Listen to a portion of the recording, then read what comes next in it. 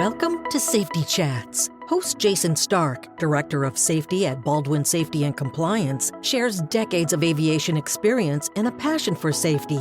Let's get started with this week's Safety Chat. Hello, everybody. Welcome to a podcast where we talk about just about anything safety, safety management, safety related. I like to think of it as anything that can help us do our jobs just a little bit better, be a little bit more effective. I wanted to get this podcast out for those of you who may be interested, and predominantly probably my Part 135 brothers and sisters, is the NPRM for safety management regulations was released. It was released on 11 January, and there's a lot of questions surrounding it. There's a lot of people looking at it right now. And we do have comment periods that extend into March. So 60 days after it's released, so right around March 11th or so. Because the last podcast, we talked a little bit about the Part 5 model and some of the misconceptions that are being spread in the industry of how it's widely different between anything that we may see in the ISBAO. And I kind of want to unpack Part 5 a little over a few podcasts, but really just want to talk about the NPRM's first intent is to include Part 135 certificate holders, and then also production certificate holders, type certificate holders, air tour operators under 91-147. So it's kind of in my opinion, it's kind of an odd group. The 135, not so necessarily odd. I mean, we were expecting that, but we were also expecting Part 141 schools, Part 145 repair stations. That I was bold on this one. Two things here. One, the NPRM includes 135 under 119 certificate holders to implement safety management systems. The next step with the NPRM talks about changes it is making in Part 5 to help start assimilating entities. I'm going to call them that. These other entities that are going to be regulated by Part 5 as far as SMS. Why don't we just start there? Because this is actually kind of an interesting. Then I'll get to the point of this podcast. I said entities on purpose because as we start folding more and more entities into the requirement of Part 5, some of them are not certificate holders. And case in point, 91.147 air tour operators are now certificate holders. And the Part 5 language would reference if the certificate holder does this or the certificate holder shall do this and blah, blah, blah. So they use the language certificate holder.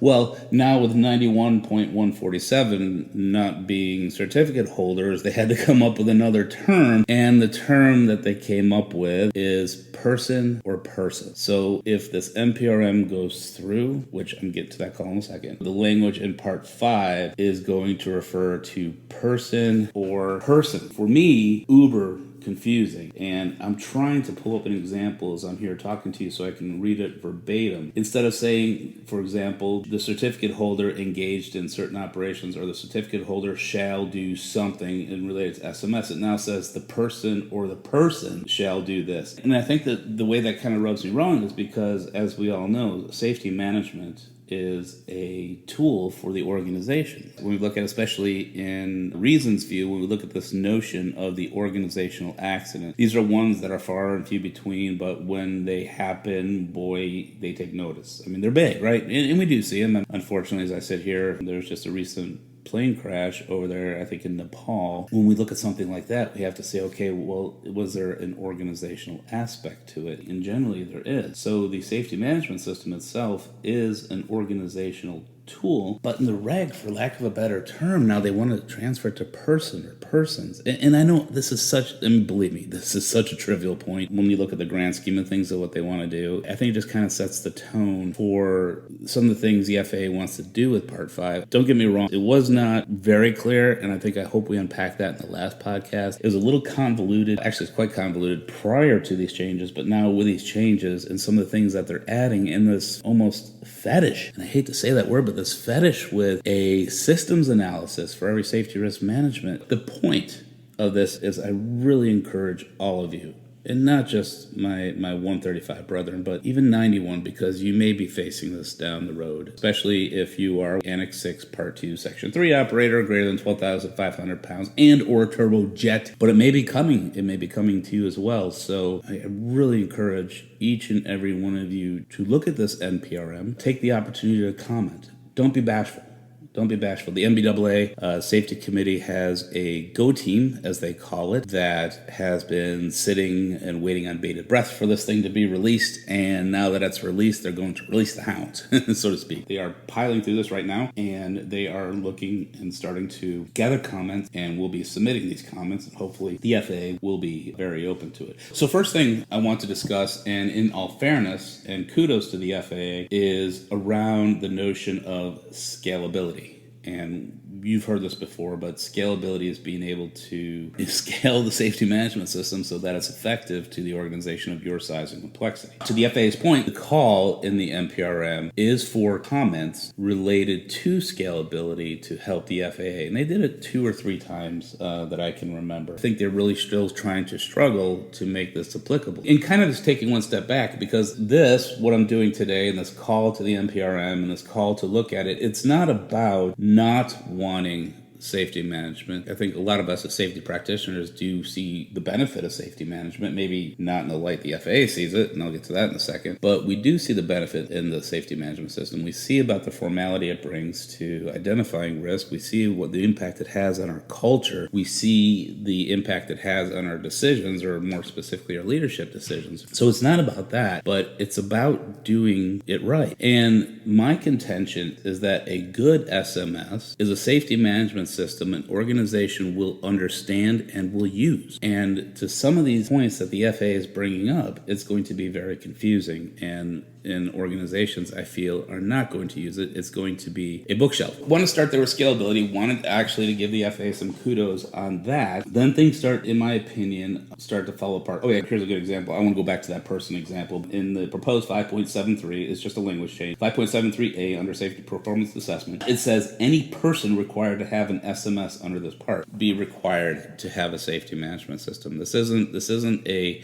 personal safety management system. I mean, I know I'm getting a little cheeky here, but it is an organizational tool. So why can't they use like the language of ICAO and say any service provider? Even 91-147 operators would be considered a service provider. I don't know why they came up with person. I really don't. I mean, to me, the whole notion is confusing. So let's get into just a few things. The first thing I want to talk about as you read through this, they cite several studies, and these studies were accomplished to show the benefit of SMS. Again, I am not arguing against the benefit of SMS. I just think some of these studies may be suspect, and I think the FAA may be taking liberties with some of these studies and kind of implying causation. Study up what might have been actually correlation or potential correlation. Some of these remarks related to the study, I think even in the study alone, have hindsight bias. That's why I'm encouraging you to read them. So as you go through the NPRM and you look at the studies that are cited, really try to dig into those studies. Even if you can download the study and read the abstract, it would be beneficial to really understand,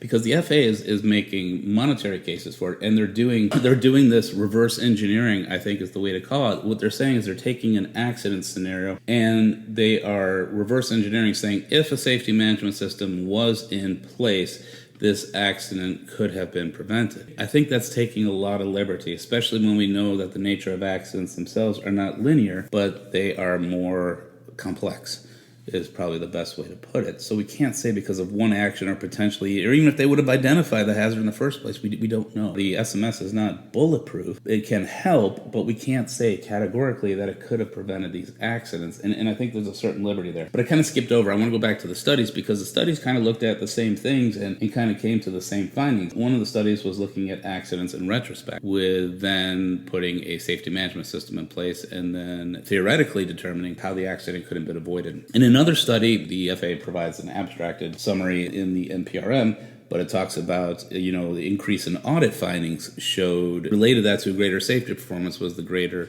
number of audit findings, because the organization started doing audits. And you have to wonder, well, yeah, they did start doing audits, which they didn't do audits before, and they're having findings, which, of course, because they didn't do audits before, I'm sure they will have findings. I'm not saying that's a bad thing, but I'm just saying, how's that building the case for safety management? And beating the dead horse, I'm not against safety management. I just want this to be on a level playing field and be truthful in some of the benefits of safety management to set the stage of what kind of safety management system we need to implement. Number one, read the studies. Go through those studies, look at them, and then come to your opinion, and then use that when you're looking at commenting on the NPRM. Number two, this idea of systems analysis, safety risk management, And now the concept they're bringing into place, interface management. It is something that we need to look at very closely. And I'm not going to get too deep into it, but I really think it's being misused here. Let's start with the systems analysis. So the systems analysis, according to ICAO 9859, which is the guidance material, the systems analysis is utilized in the development of the safety management system in the ICAO guidance material. So basically,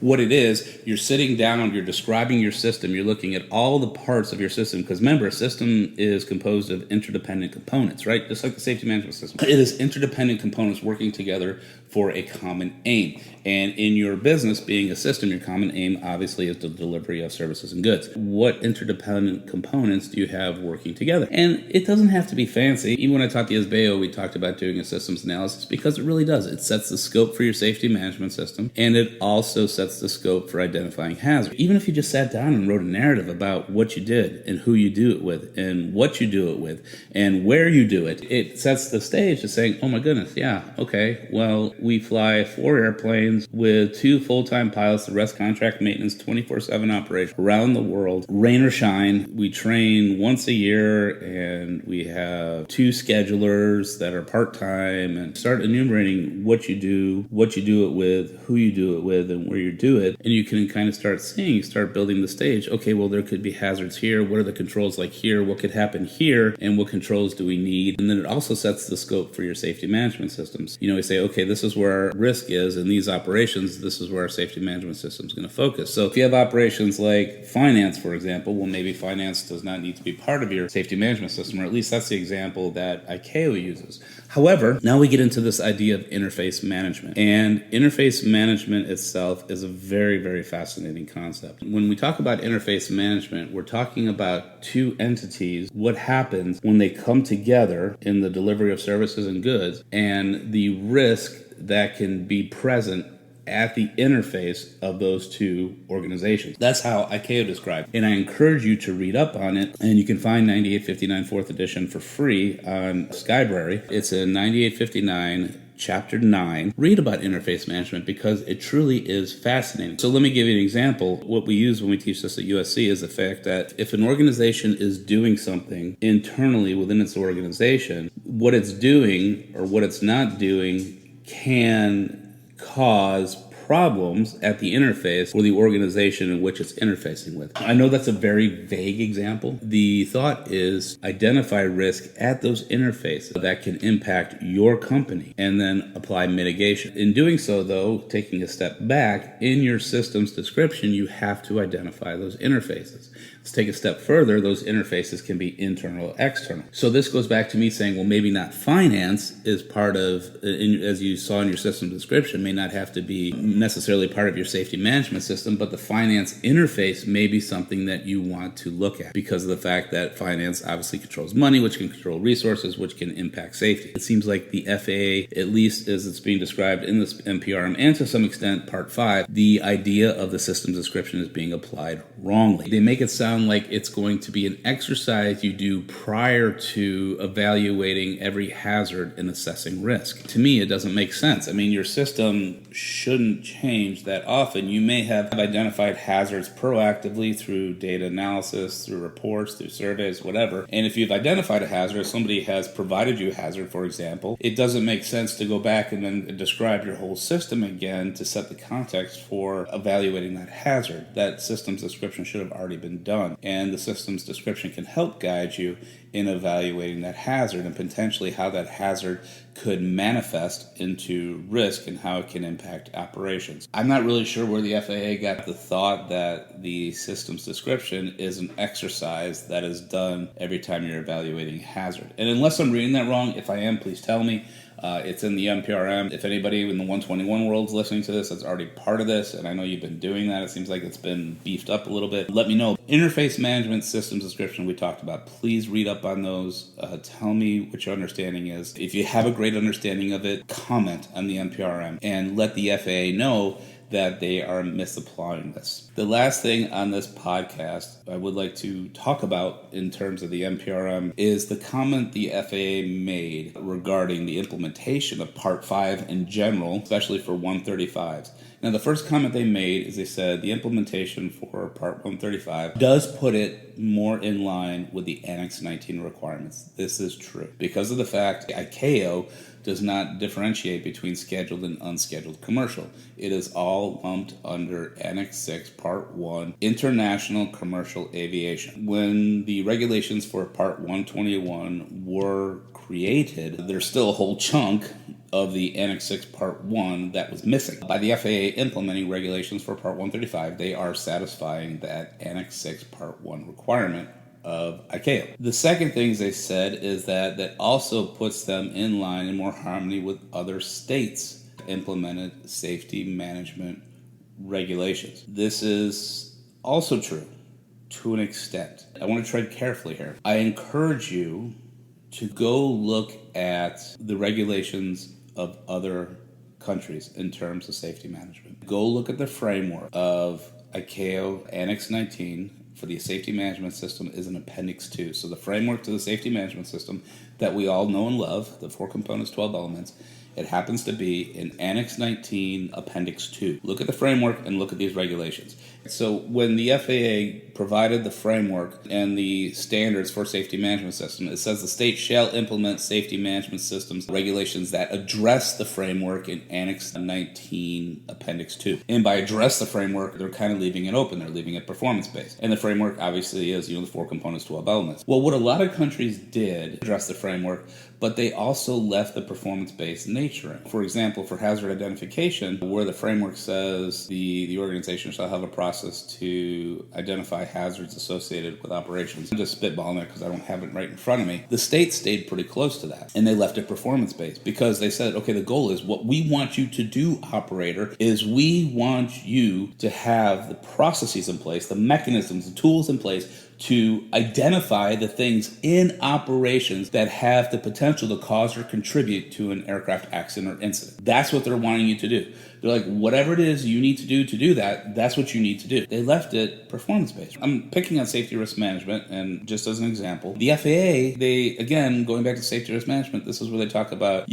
you engage in safety risk management, you will do a systems description, and then you will describe how the system's changed, if it is changing, and they make it really sound like change management. But the point is, they made it very prescriptive. When we start getting prescriptive, we're going to kill scalability. And case in point, when ICAO in their framework, they never specifically address a reporting system because reporting system is in the guidance material. Reporting systems are a way of not only gathering hazards in the operation, right, if somebody proactively submits a hazard or reports an accident and investigation's done, but it also is a way of assessing risk control performance, especially if a risk control were to fail. So ICAO never specifically talks about reporting. In the guidance material, they say reporting is a tool to satisfy those requirements. The FAA, on the other end, specifically states the operator will implement a confidential reporting system where there's no fear of reprisal, which is a good thing. But when we talk about scalability, how are you going to do that in a 2-person organization? And secondly, I think they're also confusing the difference between confidential reporting and anonymous reporting. Confidential reporting, where the information is submitted to a non-associated, non-interested party, the information is desensitized and then the information is used, versus information is submitted without any identifying attributes at all. There's a little confusion there, but what I'm getting at is this is also what I really love you to do when you look at the NPRM, is to compare it, Part 5, to the regulations of other countries, because the FAA said they're in alignment with those, which I think they went overboard in prescription. Come to your own conclusion. And last point, we have to remember that ICAO Annex 19 states, or the standard is for the state to implement regulations for Annex 6 Part 1 operators. Annex 6 Part 1 operators are what's called international commercial aviation. It is those aviation organizations that are for hire, that fly internationally being from one sovereign state to another, or one sovereign flying completely in the confines of another sovereign state. We have many organizations that are going to be impacted by this regulation that do not do international operations at all. While I get the fact that we need to standardize, I think this is a great thing. ICAO did this so that an operator from one country isn't bringing their junk into another country. I think that's fantastic. But as far as our own junk in our own country, is there potentially a better way that we can satisfy this? I'm going to stop there because I don't want to ramble on with this, and there's so much more to say. As we start picking apart this NPRM, Baldwin's going to respond to the NPRM, NBAA is going to respond to the NPRM. Hopefully we can be very lucid and concise with our arguments so that the FAA will take them seriously, that at the end it can be a better product for not only 135s, but for what 121s had to slug through for the last, 6-7 years, or however long it's been regulated for 121. I think it's important that we inform ourselves. We don't listen to the industry. We don't listen to people getting up on a stage screaming that the sky is falling.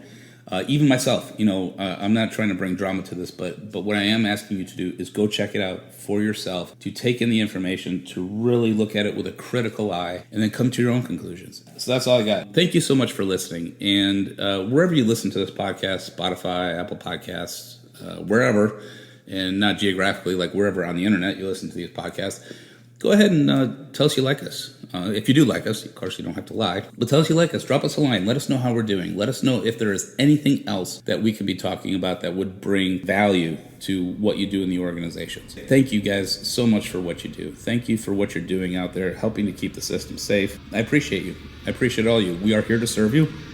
Let us know how we can do it better. Till the next podcast, stay safe. This podcast is brought to you by Baldwin Safety and Compliance, the leader in safety management for the transportation industry. Since 2004, Baldwin has been providing state-of-the-art solutions and 24/7 support to the aviation and transportation industries. Baldwin's clients include all sizes and types of transportation operators. Baldwin provides safety and related business services to commercial and non-commercial transportation operators, medical transporters, FBOs, MROs, airports, flight schools, UAS operators, firefighters, OEMs, ground transport operators, and others. Visit BaldwinSMS.com to discover how Baldwin can enhance your organization's safety program.